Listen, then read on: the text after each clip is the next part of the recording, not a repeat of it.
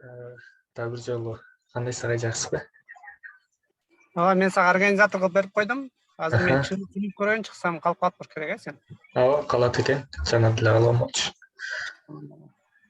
Рахмат агай.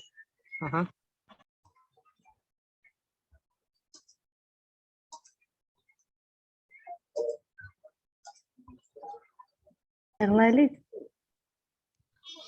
Notion'da кимде доступ бар, мага доступ жок экен, кире албай атам.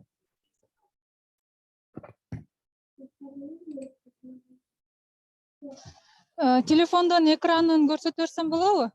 Ооба, молдагазы уруксат берип коесуңарбы? Share экран. Кылсаңыз болот.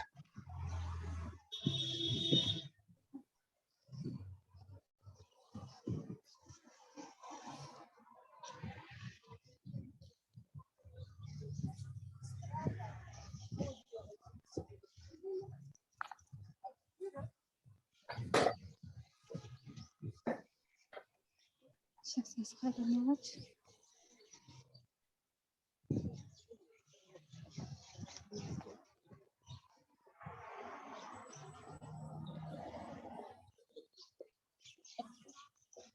Мынакей. Могу команда мүчөлөрү деген жака Мырзайым экөөбүз ар бирине блок ачып чыктык. Ошол жака кирип, өзүңүздөрдүн данныйларыңызды толтуруп койсоңуздар болот. Азыр Гүлназ эже, так, Нургүл Бекишева эже толтурду, мен толтурдум, Мырзайым толтурду. Калгандары кириши элек пока. Бирок бардыгына кенедит кылып жибердик. Мынакей сүрөттөрүн коюшуп толтуруп жүрүш керек. Бул жерде кандай данныйларды киргизебиз? Азыр кечиресиздер, жолдо болчумун, бир аз машиналардын үндөрү угулуп атат азыр. Бул жакта биз жашаган жерибизди, тандаган долбоорубуз, кайсы долбоор боюнча категорияны ачканыңыздарда негизги долбоор кылып тандагансыздарбы, башкаруудасыздарбы, жардам берем деп киргенсиздерби, ошол боюнча жазасыздар. Андан кийин поштаңыздар, телефон номерлериңиздер, анан бул жака линк, кааласаңыздар Instagram, кааласаңыздар Telegram, же болбосо YouTube каналдарыңыздарды коюп койсоңуздар болот. Сүрөтүңүздөр коюлат жана өзүңөр жөнүндө кыскача маалыматты камтып кетсеңиздер болот. Жамал, бир суроо. Доступту көрсөтпөйсүңөр, кимге кандай доступ бергенин көрө алайлы. Көрсөтө албайсыңар. Мынакей, бардыгына кенедит деп жибердик. Кечиресиз, ушуну болот деп окшойт. Мырзайым, мен, Сайкал эже, Азамат Токтокунов агай, ошолор full access. Всё. Кто? Калгандарына бүт кенедит. Так, кто здесь сидит? Айжамал, Адилет, кирип толтуруп койгула убагында, чтобы не было потом накладка болуп кетпесин. Эльмира тоже командадасыңар да силер, Эльмира Умарова. Ооба, мен да кошулуп көрөйүн силерге. Жардам берип тегди. Эльмира, бизге аксесс берилдиби? Эльмирага? Жок, Эльмира да кенедит. Бизде төртөөбүздө гана full access. Эльмира тоже кирип жазып койгула, анан кийин Айжамал менен Мырзайым проследить, чтобы все до воскресенья заполнили, потому что воскресенье Notion боюнча силер скриндей кыласыңар да. Мен толтурдум, бирок сүрөттү кантип коюшту билбей койдум ошого. Сиздики кимсиз? Эльмира. Эльмира, азыр. Айжамал көрсөтүп бересиңерби азыр? Меники телефондон болгон үчүн азыр түшүнүксүз болуп калат. Ким, Мырзайым барсыңбы? Компьютерден болсоң көрсөтүп кое аласыңбы? Ноутбуктан көрсөтүп берейинчи азыр, кандай кылып эметет? Мага азыр остановить этем. Ошону Мырзайым көрсөтүп бергиле анда. Так, теперь бүгүнкү протоколду ким түзүп бере алат?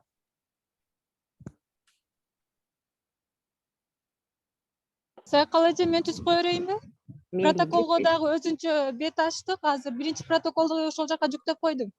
Хорошо. Экинчисин да жүктөп коеюн анда ошол жака.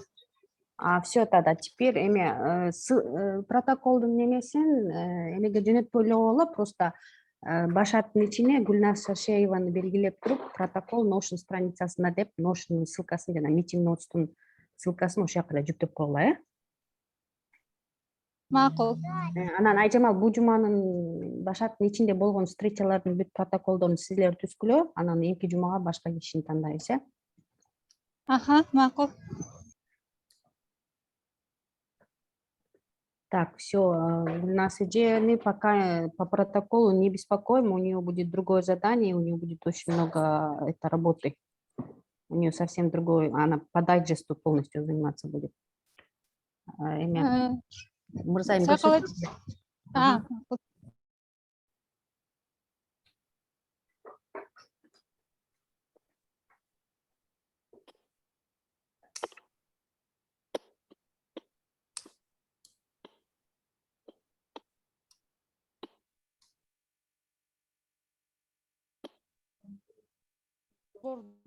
ушул башат долбоор болуп атат. Башатты тандайсыздар категориядан. Ушул долбоорду кайсыл долбоор деп то есть категориясында кайсыл эмени тандап алдыңар эле ошону тандайсыздар да. Негизги Мурзайым, сөзүңдү бөлгөнүм үчүн кечиресиң. Сүрөттү кантип коет, ошону эле көрсөтүп койсоң, аларды эмне кылышат, билишет. Ооба. Сүрөттү могул жерде өчүрөсүңөр. Delete кылып. Анан ушул жерден плюсту басасыңар, плюстан image деген бар. Image'ге кирип туруп, ушул жерден choose on image деген турат. Ошол жерге кирип, өзүңөрдүн компьютериңерден фотону коюп койсоңор болот. Түшүндүм. Рахмат. Ушул эле да көрсөтүп турган нерсе. Анан Мырзайым, берки главный страницага чыксаңар, башат деген. Команданы толтурганды баарыбыз эле билет болушубуз керек, мындай ага токтобой эле коелу, Ошо башаттан смотрите, жолугушуу протоколдоруна кирсеңер. Могул жерге негизи название жазылыш керек болчу да, эмне жөнүндө болду, ким менен. Ошону эмне деп жазып коеюн деп сурайын деген. Биринчи протоколбу же числосун жазып коеюнбу? Же эмне деп жазыш керек экендигин.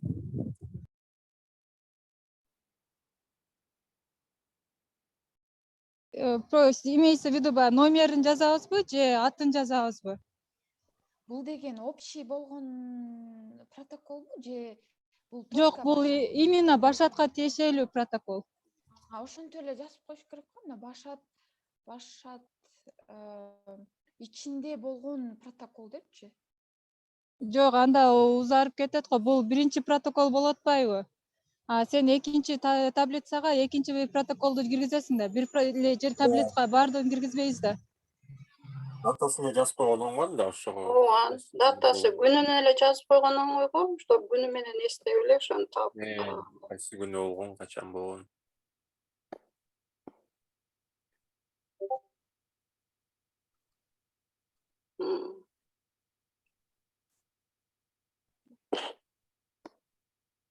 Деп коелу, всё. Сакал эже, эмнени сурадыңыз эле, ичине кирдим.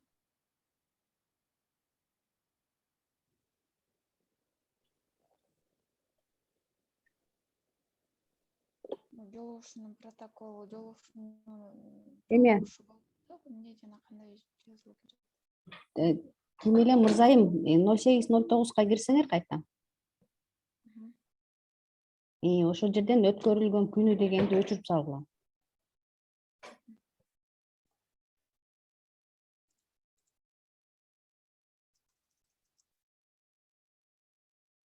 Калганын ушул формат менен эле кете бергиле. Постоянно ар бир эмне болуп кетти? Так, все, калганын ушул форматта эле чыгарып бересиңер да, мындан аркысынчы до 12-го, да, 12 у нас воскресенье же.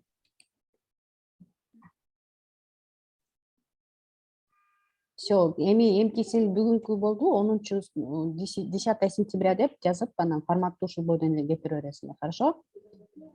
Хорошо, мөжерге А, ошондо и- ону Onu деп анан түзүп коесуңар да өзүңөр. И Башат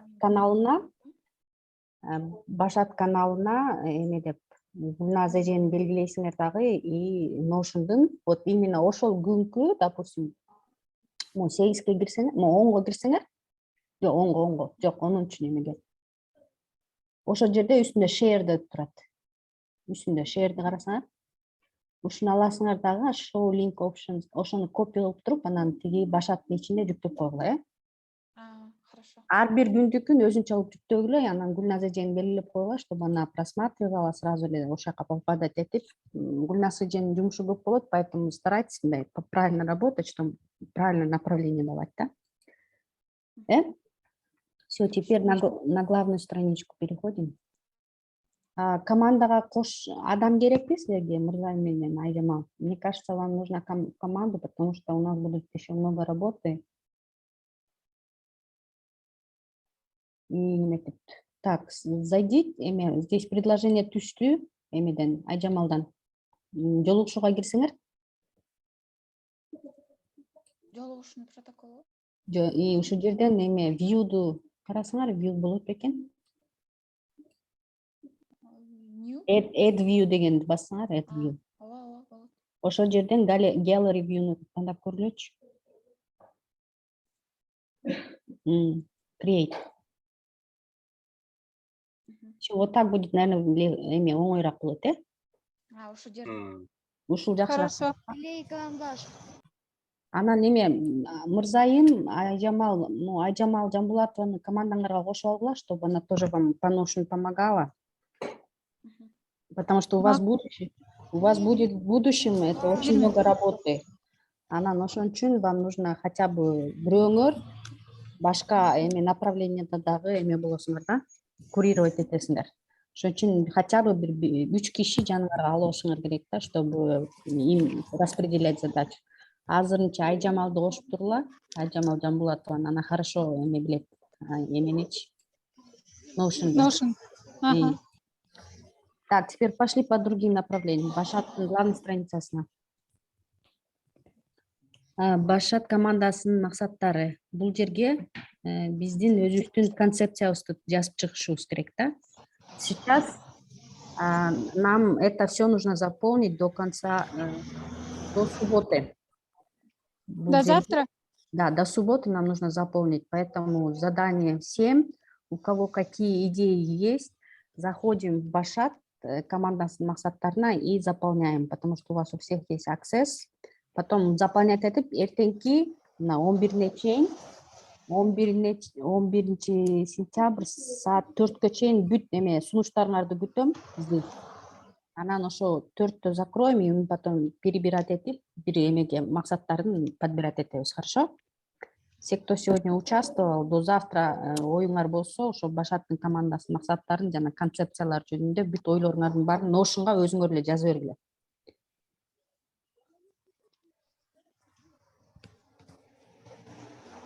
Всем понятно то, что я сейчас сказала? Да, понятно, только Сакалыджа, может, Дискордта ветку создадим? Да,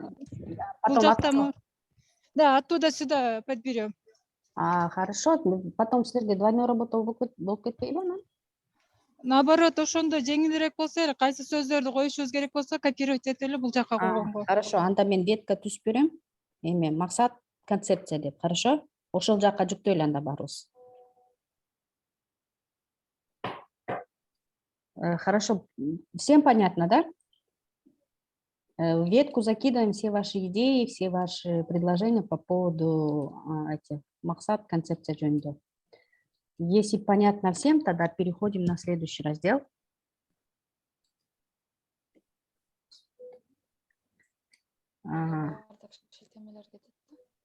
Так, бизде Башаттын аналогдору шилтемелери. Что здесь имеется в виду? Биз деген агайдын встречасында айтылды болуш керек, агай өзү айтып берем деп атканда, что мы являемся как бы курирующей командой по всем проектам в этом Куздеми.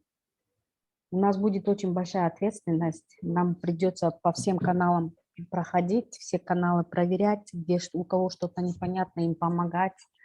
им встречи организовывать, полный саппорт кылабыз да, в общем.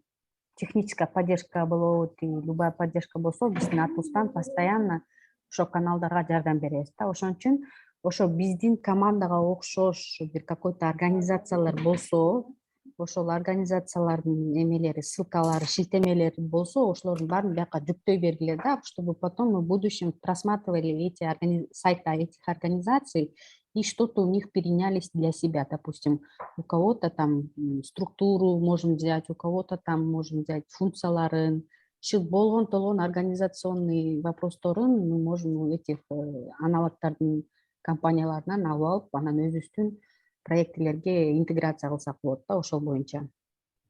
Анан көрүп калсаңар, ошо любой бизге окшогон, биздин организацияга окшогон сайттарды көрүп калсаңар, ошолордун баарын бияка жүктөй бергиле да. Ушул маселелер түзүлгөн да, бул баракчачы.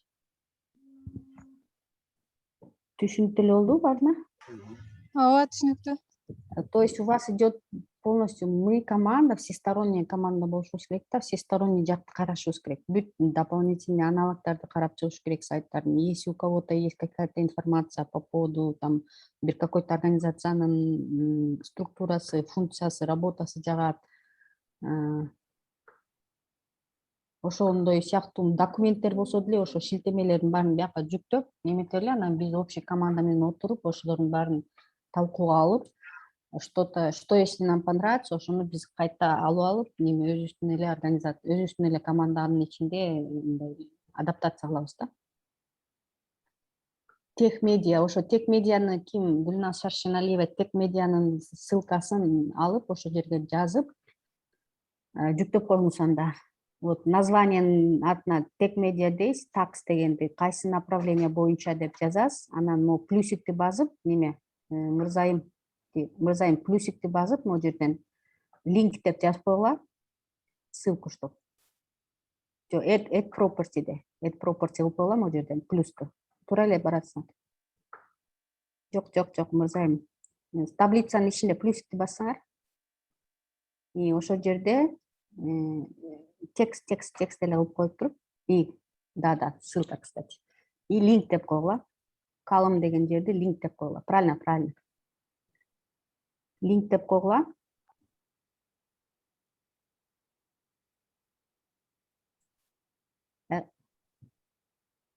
Ага, нам еще один плюс сделайте. Сначала подождите, мырзайым, могу үстүндө 3 точка турат го. Favorite, update, share деген жердечи. Үстүнкү. И ошол жерде 3 точка турат, 3 точка, но сол жагын оң жагы. И ошону бассаңар, ошо full width кылып койгулачы.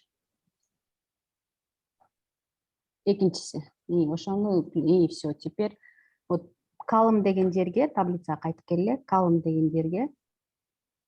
И ошону басып, выбирать этебиз. Подождите. File attachment деген болуш керек. И ошону баскыла. Все. Теперь, если у кого-то какой-то документ болсо, документтердин баарын ошо немеге column деген сөздү мырзайым file attachment деп өзгөртүп коесуңарбы? Анан кийин кыргызчасын өзгөртүп койгула, тиркемелер деп, шилтемелер деп.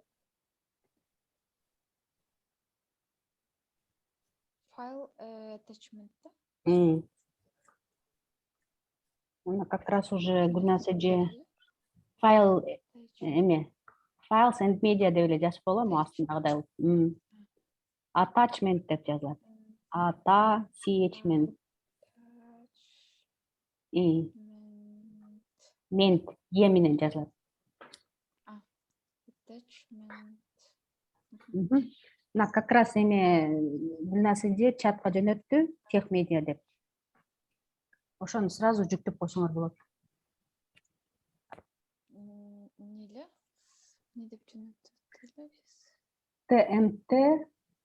tmtm.ru.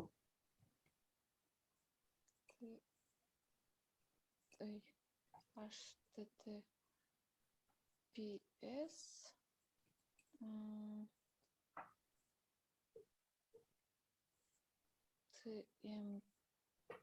tm.ru.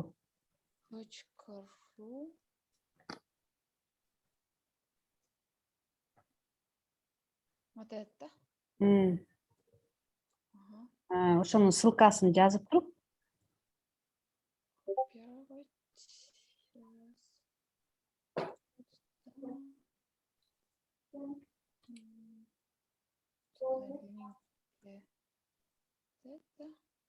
А название?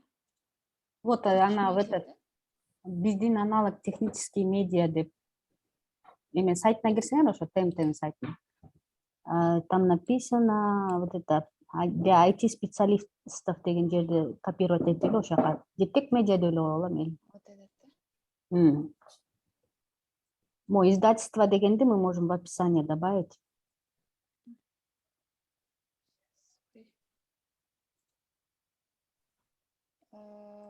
Да. Тек медиа деген ошол жака жазылат да, а издательство интернет-проектов для IT-специалистов деп астына эле калтырып коелу. Так, да?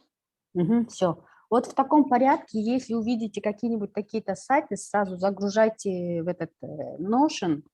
Мы потом будем просматривать, каждый для себя будет изучать, и потом идеи из этих проектов будем.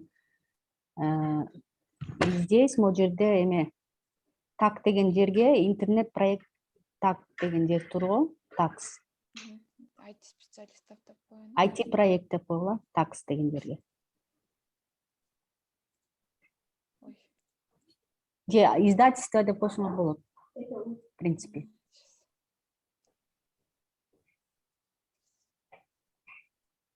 Чоң тамга менен.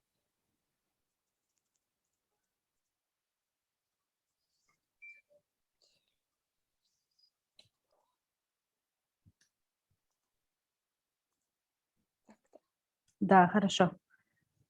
Все, вот, в принципе, нормально. Если будут какие-то файлы тоже можно загрузить. Хорошо? Все, по башаттан аналогтар боюнча түшүнүктүү баарыңарга?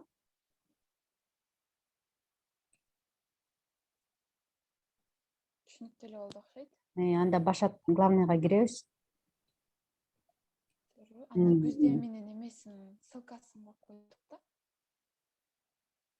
Күздөмүнүн, ооба, буну күздөмүнү, да, буну деген нужно как-то этот реструктуризация алып коюш керек да, но күздөмүнүн ссылкасын нужно кичине мындай көрүнүктүү жерге коюш керек да. Могу жерде эме дагы full вид кылып коесуңарбы? Мырзайым үстүнө чыгып 3 точканы басып.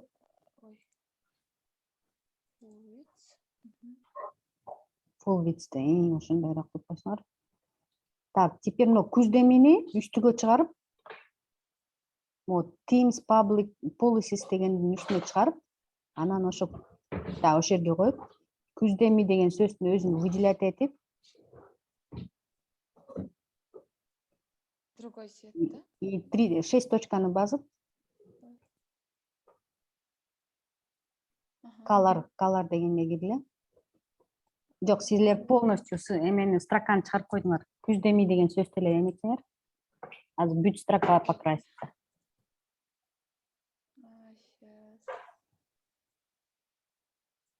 Күздөмү деген сөздүн өзүн эле. Эмди 6 точканы басып.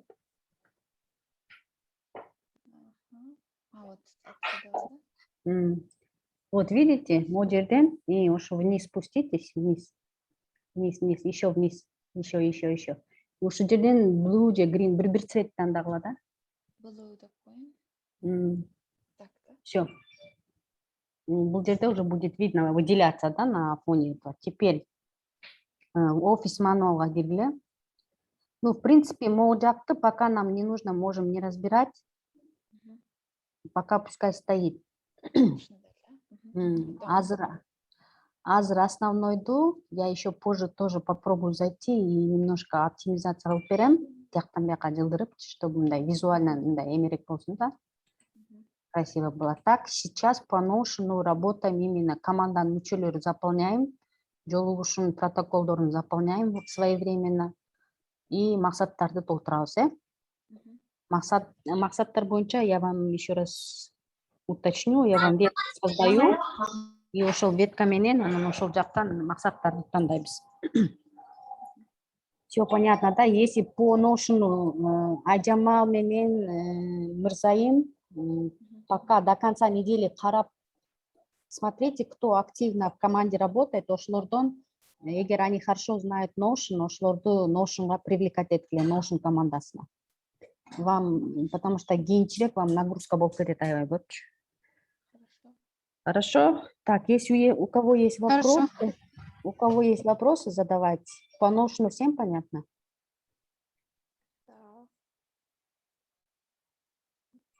Если понятно, тогда, ну все тогда. Гульнас эже, у вас как с командой? Вы уже определились? Там у вас 10 лайков, по-моему, уже больше 10 лайков. Ошо адамдардын арасынан тандай бериңиз өзүңүзгө, Я потом присмотрю, потом эметип коем. ошо тандап командаңызга анан өзүңүздү распределение задач кылыңыз да, анан өзүңүз как главный редактор выступать этип турула, проверка кылып ар бир дайджесттичи. Кийин план мындай да, у нас эже в вашей работе план такой, короче, там у нас 29 каналов. 29 каналдарда 5 киши алсаңар, 5 кишиге 5 каналды бөлүп бериле, ошо 5 каналда кандай жаңылыктар болуп атат, кандай движениялар болуп атат, ошонун баарын сизге отчет берип туруш керек. Если на күнүмдүк негизде болуп атса, күнүмдүк негизде сизге отчет берип турат да. Но разделение каналов делайте таким образом. Где-то 50%, 60% активный канал бересиңер, анан 40% неактивный каналдар бересиңер. То есть, эгер 5 кишиге 5 канал бөлүп берсеңер, 3-өн 2 каналын активный бересиңер, 3 каналын мындай өтө активный канал эместерден бөлүп ошондой бөлүштүрүлгула, чтобы у всех равномерная работа была. Хорошо. Так, по Notion, если так, Notion боюнча Айжамалды кошуп алгыла. Айжамал здесь, да? Кирди Айжамал? Да, вроде. Айжамал, ошо Айжамал тоже вместе с Мырзайым и Айжамал Самибаева менен чогуу иштешкиле эме боюнча, Notion боюнча. Если по Notion вопросов нет, тогда давайте к другому вопросу перейдем. Мен Трелланы эметейин, мага уруксат бергиле, скрин шерга. Сейчас я включу.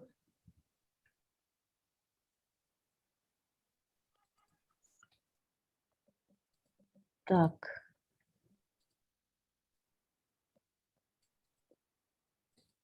Видно, понятно? Экран виден?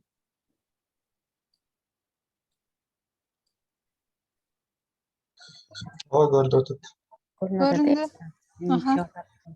Но карточкалардын баары башында, если вы помните, они здесь, вот тут бэклогдо турат болчу мурунчу.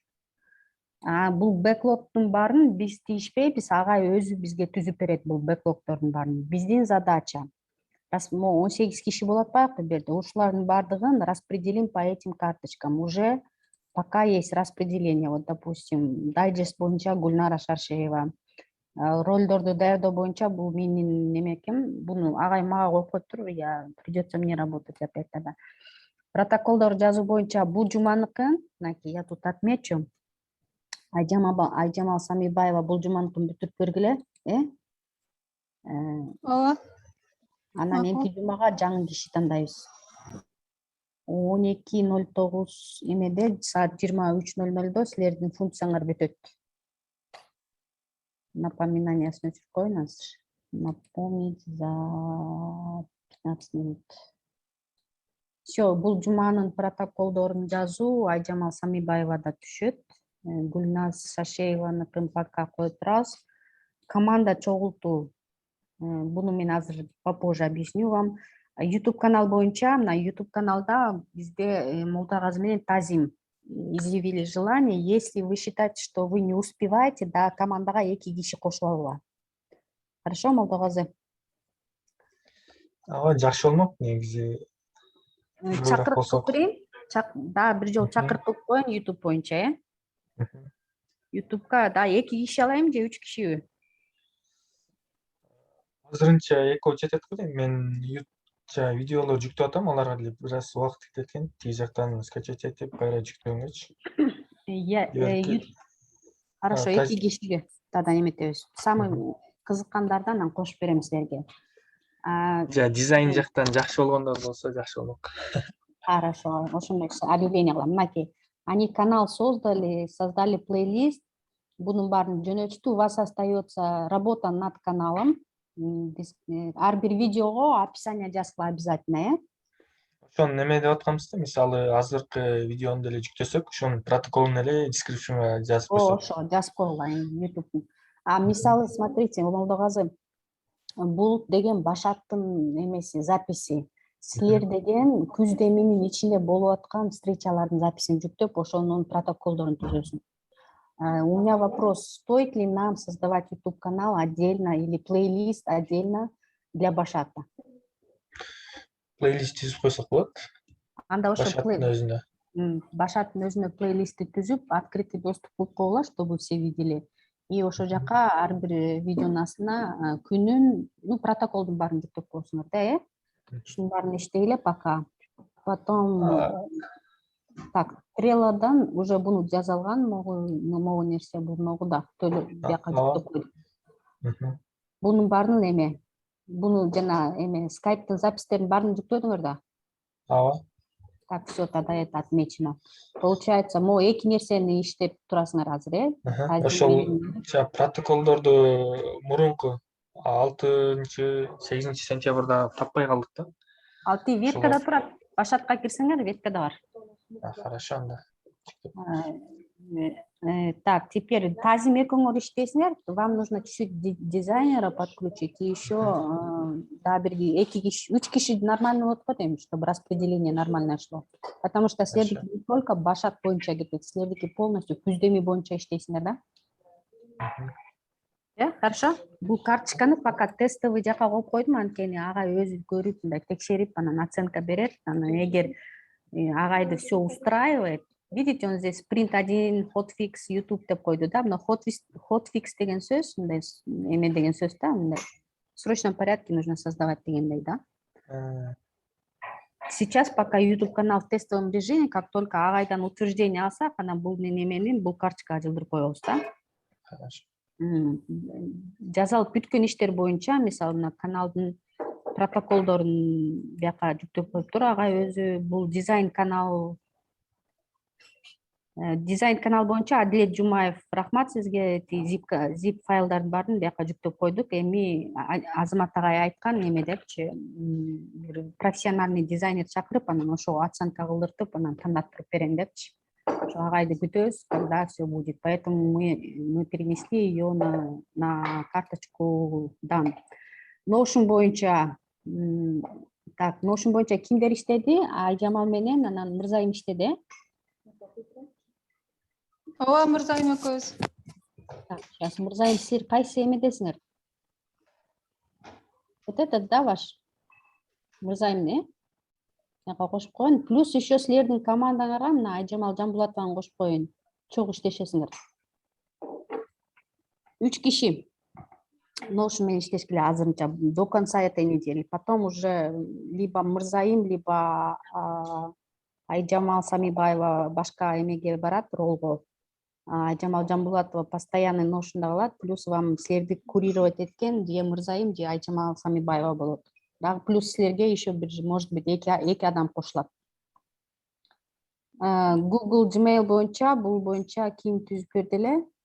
Эме Айжамал силер түзгөнсүңөр, Ооба. Азыр бияка эмне туруп калды болду экен. Сейчас. Бул уже дан.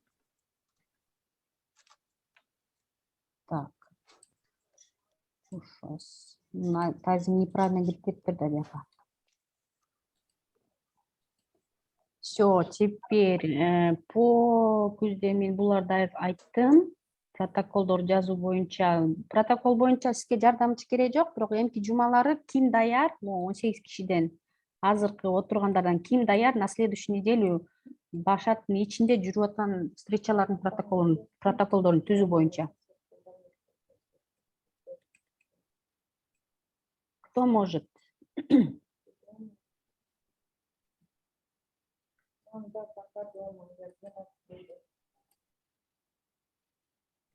Ким бар жакшы жазгандардан?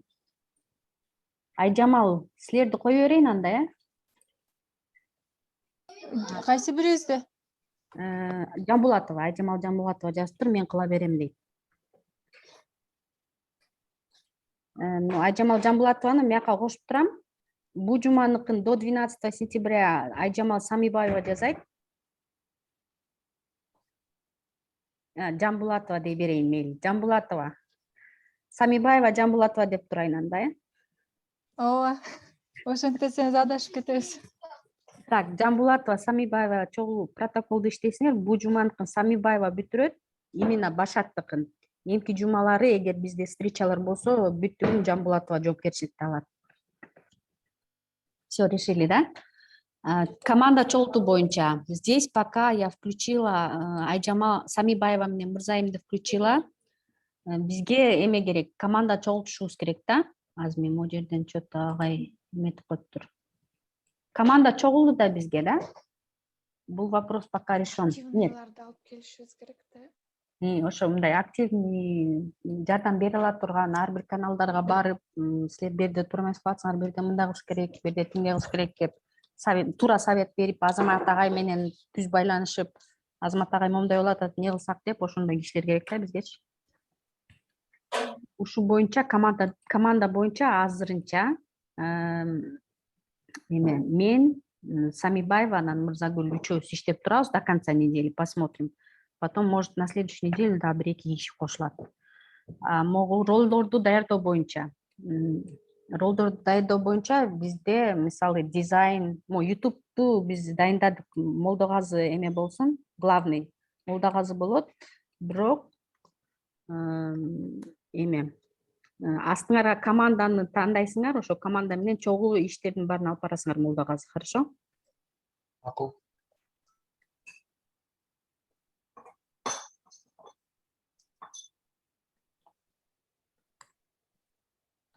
Молдогазы. Фамилияңар ким эле? Унутуп койдум.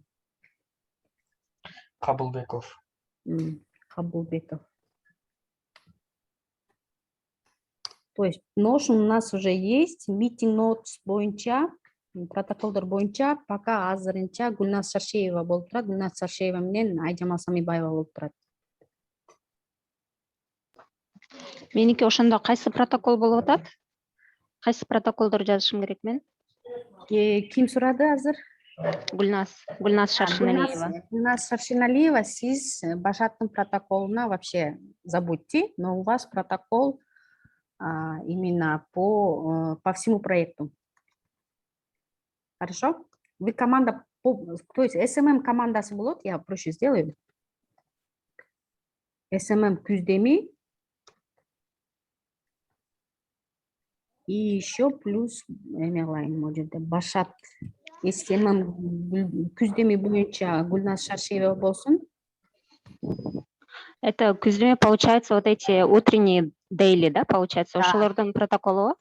Да, утренний дейли, она все, что творится внутри этих команд, ошол протоколдорун полностью на вашей ответственности. А что делать с протоколами других команд? Их просто обобщать надо, да? Да, обобщать в дайджест, обобщать, и каждый день до 12:00 опубликовать надо. Хорошо? Хорошо. SMM Башат деп коем еще. Гүлназ Шаршеева, хорошо, еще да, бирөөсүн создавать этип коеюн. Еще вот здесь я хотела уточнить, жана биз эметип вот 30 команд на 5 людей поделить депчи, жарчылардан алдык го. Эгерде азыр ушул Башаттын ичинде ошо кызыккандар болсо, балким биринчи Башаттын ичинен бөлүштүрүп көрбөйлүбү? Мен деле качкат элем SMMге дегендер болсочу. Хорошо. Потому что дагы больше детально понимают, да, ситуацию. Хорошо, без проблем. Азыр калуучулар болсо эметип мен даярмын деп койбойсуңарбы? Бияка киргизип коюң сразу. Айжамал Самибаева, сиз азыр мен календарьды карап берейин. 6 качан башталды бизде Күздеми? Күздеми вообще негизи 3 сентябрда. 06-09-12-09 чейин Айжамал Самибаева болосуңар. SMM Күздеми, пока я вам срок не буду ставить. Бүт элек пока өчүрбөй турайын. Координат, вот теперь координаторлар керек мага. Кто кайсыл эме боюнча даяр иштегенге. Так, дизайн боюнча у меня предложение, биздин командада Адилет Жумаев бар. Ошону как главный кылып коюп коелу. Полностью бүт каналдар боюнча дизайндардын логотиптери болобу, эмнелер болот, ошо дизайнга тиешелүү вопростордун баарын ошо Адилет Жумаев курировать этип турат дагы. Плюс он будет собирать себе свою команду дизайнеров. И в дальнейшем будете работать именно офис деген жерде, дизайн деген отделде иштейсиңер да. У меня предложение, если команда утверждает, мы его ставим. Если есть другие кандидатуры, можете предлагать.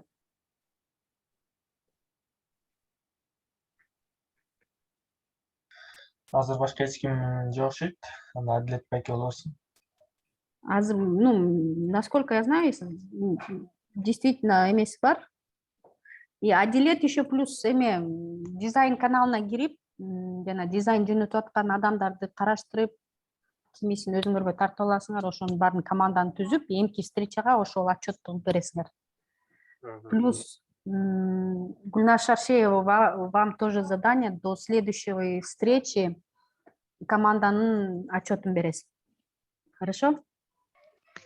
Хорошо. Эгерде азыр биякта биздин командадан каалоочулар чыкпаса, анда мен жана сиздин эмеңизде лайк баскандардын ошонун ичинен эле 5 кишини тандап бөлүштүрөм да. Да, все хорошо. Так, теперь Zoom-конференциялар боюнча нам нужен человек, который будет постоянно напоминать о Zoom-конференциях, которые проводятся вместе с Азамат Агаем, потому что кто-то пропускает, кто-то что делает. Ошон контролдоп турган бир киши керек. Молдогазы менен байланышта болосуңар да, потому что ссылка у Молдогазы, доступ к ссылке у Молдогазы. Арабыздан бирөө жарым барбы, ошонун баарын эметип бере турган.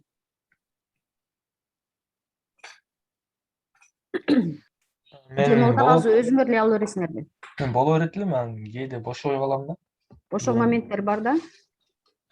Анда Молдогазы жазып турайын, бирок силер өзүңөргө командага ошондой бир кишини тандагыла. До следующей встречи ошонун отчетун бересиңер анда, Хорошо. До следующей встречи бир киши же 2 киши тандап койгула на момент, если вы будете не свободны, то можете кишиге дайындап койсоңор болот да, чтобы перенагрузка болбосун да. Азырынча силерди коюп турайын анда. Мисалы бардык Zoom митинг болуп атканда эле биз объявление коюш керек, ошол эле да, тапшырмасы. Ошол эле Азамат Агайдын участиясы менен болгондо, анан плюс жана календарды түзүп койбоду агайчы. Ошо календарды постоянно күнүнө текшерип турасыңар. Кайсы командадан Zoom встреча запрос келди депчи. Эгер ошо запрос келсе, ошо команданын мүчөлөрү менен жолугушасыңар дагы, ошолорго анан кийин доступ ачып бересиңер Zoom'га, чтобы они могли нормально общаться. Ограниченный неме болбосун да. Ошондой максатта да болчу. Азыр пока сизди коюп турайын, анан кийин тиги командаңар түзүлгөндө ошо командаңарга жүктөп койсоңор болот. Лид деген, это координатор и лид деген, это одно и то же. Можно я сейчас его удалю тогда. В принципе, координаторларды лид деп койсок болот. Лид для всех деп коеюн. Баарыңар ойлонуштуруп, эмки встречага чейин мага определитесь именно по какому направлению вы хотите быть координаторами. И потом мы на следующей встрече уже распределим задачи. Так, это я поставила. Плюс у нас идет, я ставлю дедлайны, эмки встречаны качан кылайлы?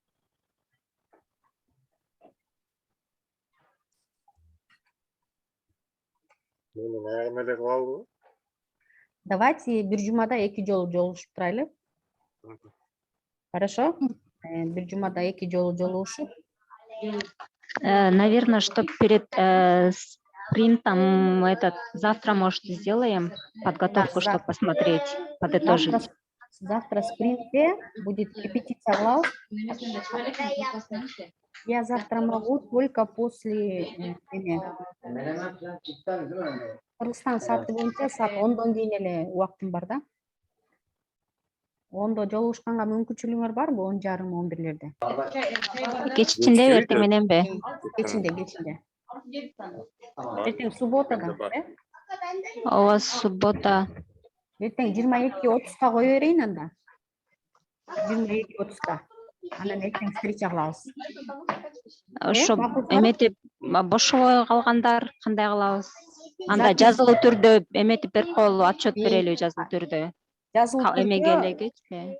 Дискордко Ушуну жөнөтүп алам. кылдым депчи. Макул анда. Дискордтон ветка түзөйүн бул боюнча. Түзбөй эле коеюн, Жок, түзбөй эле коесуз го, ошо эртең ошо келчүлөр катышып эметишсин. Катыша албагандар болсо, мен эгерде вдруг катыша албай калсам, анда сизге жазылуу түрдө жазып коем да, кимди эмне кылып тандадым, кимге кайсы команданы бердим деп. Все, хорошо. Эртең анда встречаемся, еще раз проходимся по всем работам.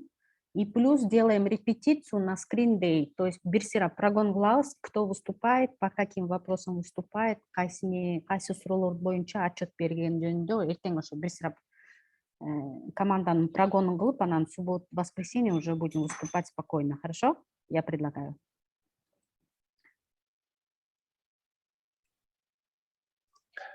Окей. Окей, микрофондор ачык эле да баарында, почему все молчат? Ооба. Сайкал эже, О, менде бир сунуш бар да, но командалардын ар бирин карап, байкап, эмне болуш керек, кимде эмне банда жетишпегендиктер бар, кандай сунуштарыбыз бар, ошолорду айтышыбыз керек деп айттыңыз го. Ошону может 29 команданын баарын бөлүп алабыз. Сен буга отвечать этесиң, сен буга отвечать этесиң деп 3-төн 4төн команданы карап, анан ошол боюнча отчет берсек, анан сунуштарыбызды айтабыз дегеним. ошон үчүн айтып атам го, азыркы жумада биз полностью скрининг кылып атабыз да, бүт каналдарды карап атабыз. Кто активный, кайсы канал, бүт. Азыр мы просто налаживаем, эта неделя мы налаживаем коммуникацию. А до завтра с вас я хочу, чтобы вы уже определили для себя именно по каким каналам вы готовы работать и какой канал намного ближе к вам. Что вы чувствуете, что вы сможете в этом канале поработать, координировать, курировать, все такое. Анан эртең уже мага отчетту бергенден эртең уже ошо каналдарды бөлүштүрүп берем баарыңаргачы. И потом уже со следующего спринта полная работа болот да, полная работа по каналам. Сейчас получается только мен, Мурзайым, анан Гульназ и Самибаева төртөөбүз эле иштеп атабыз да, скрининг проекттов кылып атабыз да, каналдарды чуркап, оңдоп, соңдоп. А уже со следующего спринта, когда пойдет распределение каналов, ар бир 5 каналга өзүңөр ответственность кыласыңар да, анан өзүңөр в конце недели отчет берип турасыңар. Ошол отчетту биз общий отчет кылып, дайджест кылып күздөмөнүн ичине чыгарып коебуз. Анда ушул жакта, мне кажется, эгерде өз ара эле 5 командадан бөлүшсөк, анда сырттан анда албай эле коюш керек да, потому что эки жумуш болуп калат да. Хорошо. Бияктан бөлүп анан 5 команда менен иштесе, ошол киши и так эле билген болот да, эмне болуп атат, эмне эле иштер болуп атат депчи. Анда ошол кишилер менен эле дайджест жазап чыгабыз да, анда өзүбүздүн команданын ичинен эле. Дайджест боюнча, Гульназ эже, я предлагаю вам башаттын ичинен эле тандайлы. Ошондой эле кылабыз го. А бирок башка именно координаторство боюнча, мне кажется, ар бир каналдан алсак болот, потому что они сами знают, что происходит в их канале, и они скорее всего, перед координаторами. Менеджерлер менен эле иштеш керек да, ар бир каналдын менеджерлери менен. Координаторлары бар го. Ошол координаторлор менен ошо для начала определитесь, кайсы канал менен. Ар бир каналдын өзүнүн менеджерлери бар да.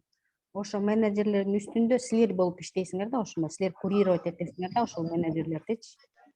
Я понятно объяснила, да? Говорите сразу, если я что-то непонятно объясняю, я повторюсь, это не проблема.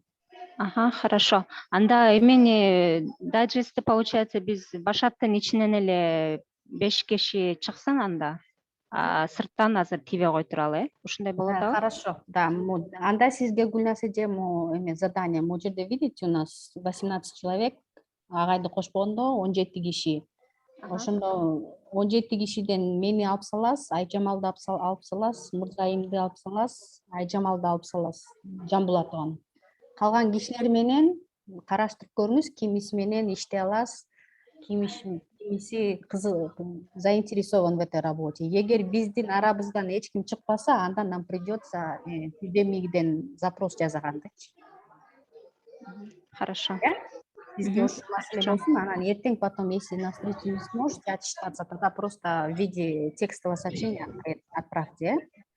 Хорошо. Пока основная команда, мы будем исходить из вот этой команды, потом будем наблюдать, если из этой команды кто-то будет пассивным, кто-то не сможет активно участвовать, то мы будем приглашать людей извне, из башаттан тышкары чакырабыз да.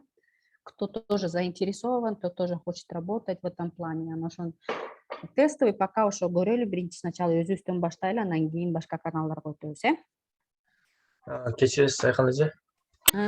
Мен бир жака чыгыш керек болуп атат. Азыр хост кылып. Хорошо, хост кылып койгула анда. Анан жанакы митингди 2:30 кылсак болобу? Мен ошондо келип калам да. Сообщение жазып койгула, мен выходной бүгүн. Хорошо анда. Рахмат, жакшы өткөздүңүз. Хорошо, силерге рахмат. Так, анда мен азыр кечиресиз сөзүңүздү эметип атам. Ошол жакта азыр отурган 10 кишиден анда мен сурап көрбөйүнбү эле азыр эле даяр болгондор барбы депчи. Мисалы, биякта Элмира эже бар экен, Элмира Умарова. Катыша аласызбы? Жана 5 командаларды 5кө бөлүп курировать эткенге, анан текшерип маалыматтарды дайджестке алып чыкканга. Мен кандай десем, мен сөзгө жокмун да, анан кийин организационный жактардагы көп түшүнө бербейм. Ошон үчүн мен азыр силерге кошуп карап неме кылып анан тандайын деп атам. Эгерде жардам берип айтып деп турсаңар, может жасап көрөлү. Анан кийин активный жакшы болбосо, анда макул, сизде азыр анда ошон үчүн азыр түшүнүктүү азыр сизде эметпей турайлы, потому что мен сиз эле чын эле Элмира Умарова эжени мен эмеден көрө элекмин да, Дискордтон көп көрө элекмин.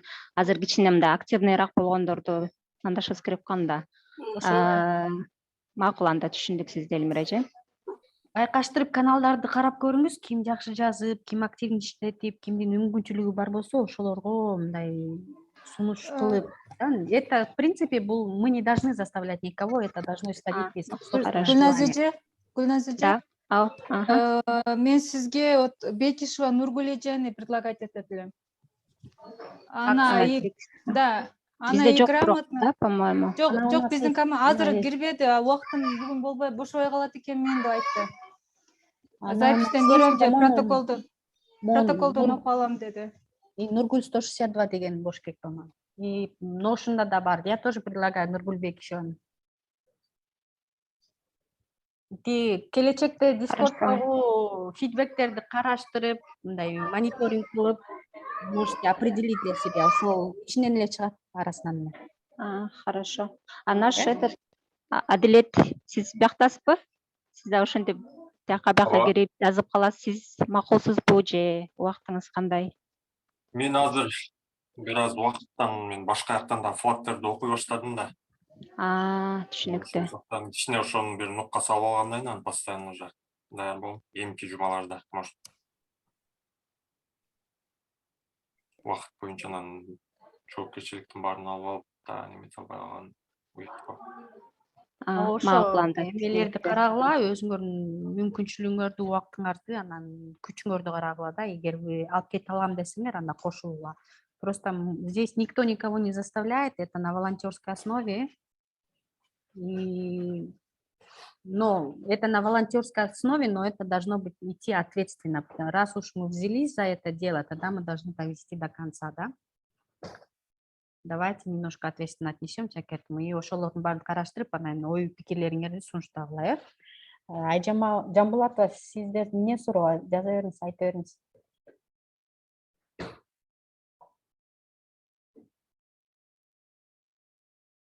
Башат боюнча анда мы в неделю 2 раза встречаемся. По поводу времени и дня будем договариваться и определяться. Макул. Айжамал Жамбулатова, эгер жыйынга кире албасаңар, митингди карап, ноосту толтурсаңар болот, но протоколдун публикациясы до конца дня должна быть. Она не должна быть перекинута на другой день. Эгер жетишпей калсаңар, тогда напишите вашим главным, мисалы, Силердики азырынча пока эч ким жок, но кошуп беребиз. Напишите тем, кто сможет написать протокол и загрузить в форме. Или хотя бы напишите сами, составьте протокол и попросите кого-нибудь загрузить. Да, ушундай координацияны туура кылып өткөзөлү да. СММ боюнча мы еще будем набирать команду, поэтому сейчас пока Айжамал Самибаева менен Жамбулатова экөөңөр пока иштеп турула, аракет кылып, анан дагы кошуп беребиз адамдарды. Ролдорду боюнча айттым. Теперь команданы чогултуу. Ушул эле команда менен болуп турайлы, эгер в течение наблюдайте по каналам, эгер вы видите, что кто-то активно работает, кто-то ответственно подходит к делу, сунуштай бергиле. Ошол кишини анан биздин өзүбүздүн командага кошобуз. Айжам Самибаева менен Мырзагүл, вы тоже көз салып турула. Эгер ушундай адамдар болсо, предлагайте, и потом ал менен өзү менен сүйлөшүп, анан командага кошуп турабыз. Хорошо. Так, все, по Trello, по-моему, я закончила. И по Notion мы тоже закончили все дела, по-моему, да, все дела обсудили на данный момент. Теперь у меня все. Если у вас есть какие-то предложения, вопросы, пожалуйста, микрофон отчет. Если нет, мы тогда заканчиваем конференцию. Завтра в 10:30 по кыргызстанскому времени встречаемся для прогона презентации и плюс ваши эти отчеты по командам, по сбору команд. Сайкал эже, О, агай календарь түздүм, ошого баягы киргизип тургула деп айтып жатат го. Ошону биздин өзүбүздүн жолугушуубузга да чакырабызбы? Ошо календарга киргизип турабызбы? жок, агайдын календарь түшкөндүн немеси азыр көрсөтүп берейин мен.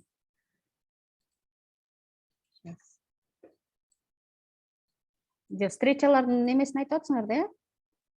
Агай ошо календарь түздүм, ошого жазып тургула деп айтты го. Анан ошо биздин жолугушууларды өзүбүздүн команда аралык жолугушуубузга да жазабызбы деген, ошол жерге мисалы саат мончада жолугабыз деп же кандай кылабыз? Биздин командага, по-моему, дубликация болуп кетет.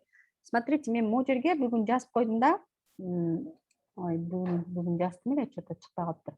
Биякты эметип жазып койдум, жана жазып аткан болчу, мен сохранилась походу. Бияка жазып койдум, что 12:30 у нас была встреча с такого-то по такого-то времени. Эгер пландаштырсак, у кого есть доступ, по-моему, у Самибаева и Мурзаим, у вас есть доступ. Допустим, мы в воскресенье планируем, могу жерде воскресенье жазып коесуңар да, саат 10:30 биздин команда чогулат деп. Эме жазып койгула болду, ошо менен агай көрүп турат да, Башат бүгүн жолугат. И этот календарь очень хорош для Гульназ Шашеналиевой тоже. Она будет смотреть и мониторить. Допустим, бүгүн да, бүгүн мисалы Башат менен там чөйрө жолугат экен, ошолордун протоколдорун мен требовать этишим керек деп, ошол каналдардын координаторлоруна жазат. Протокол түзүлдү, кана протоколуңарды жөнөткүлө мага, мен дайджестке киргизем деп, ошондой максатта түзүлгөн да. И агай сам будет видеть, где проходит встреча, где что делается, кимде каерде кандай кипиш болуп атат, агай өзү айткандай. Ошонун баарын контролдоп турат да. Анан, я думаю, нам этого создавать не надо, потому что везде уже дубликация болуп кетет да. Бүттү, доступно болот. Но если хотите, можем еще Notion'да тоже создать календарьды для себя внутри команды. Жок, мен ушу календарь боюнча сурап аткам. Алдын ала жазып турабызбы, биздин качан жолугабыз ошолорду агайга, агайдын календарына? Агайдын календарына просто мен, Самибаева и Мырзайым үчөөбүз жазып турабыз. Бирок мы можем как announcement Notion'дун ичинде же Discord'дун ичинде эртең же бүгүн деп алдын ала объявление берип турабыз. Болду, ошол эле. Дополнительно дагы бир календарь түзсөк, уже дубликация болуп кетет да. Мое предложение просто как объявление кылып же Notion'га чыгарабыз, же Discord'га чыгарабыз. С вашей стороны как сунуштай берили? Discord эле удобный го дейм, баардыгы киришет. Все, тогда бүт планированный встречалардын баарын Discord'тон эле here деп упоминание кылып туруп, мындай кылып заявление жазып турасыңар да.